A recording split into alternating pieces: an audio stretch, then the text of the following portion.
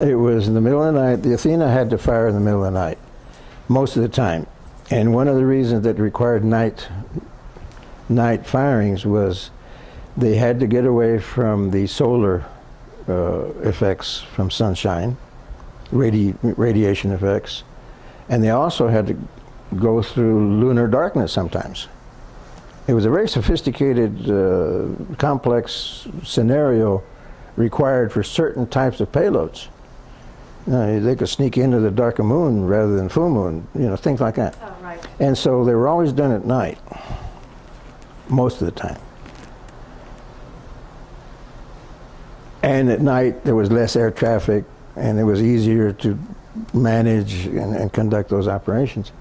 So there was one event, and the missile was fired, and it kept on going. And flight safety realized, hey, something's wrong. And they couldn't cut it down. But then they realized it was going to fly over populated areas, and it wasn't endangering Alamogordo or El Paso, but it flew right into Mexico. Anyway, what had happened was that the fourth stage, it was a four-stage, 2 stages firing up, and 2 stages, 2 motors firing down, pushing it fast. The fourth stage ignited before the third stage did, for some reason. And this caused the thing just to go all cockeyed. And it ended up about 530 miles into Mexico, north of the city of Torreon. And it had a radioactive payload, cobalt-57, a very small amount, but it was required for that particular test to determine the rate of ablative decomposition of the nose cone as it re-entered the atmosphere. By that I mean it would burn up, and the rate of its burning was being monitored by this cobalt-57. So anyhow, that's what happened there, and the consequences are very complicated in detail, but it was located and recovered, and we brought it back. But you served as a liaison to the government. I was the only one authorized to speak with the Republic of Mexico and its personnel. And I was representing the United States government, really.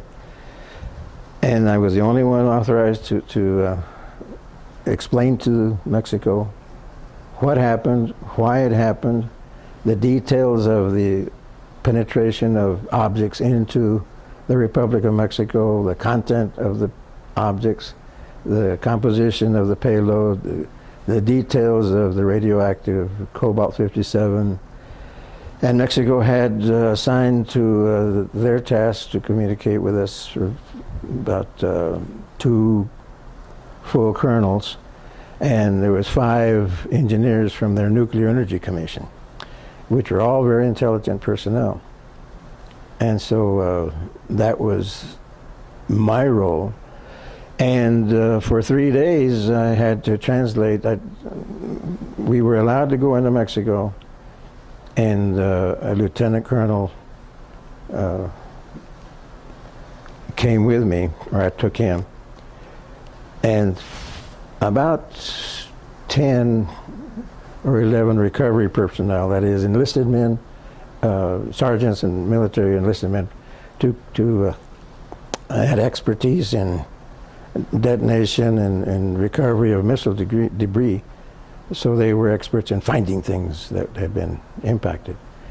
And also there was a representative from the Air Force and the contractor in with the team that went in. And nevertheless, I was the only one authorized to communicate with Mexico in Spanish. You were fluent in Spanish. So. Oh, yes, thank God for that. And but I had to translate. I had to translate what I spoke in Spanish back to the colonel and the staff, what I had said. And then they would come up with a comment that I would have to translate back to Mexico. So I was talking 24/7 there for about 3 days. And that didn't last too long, though.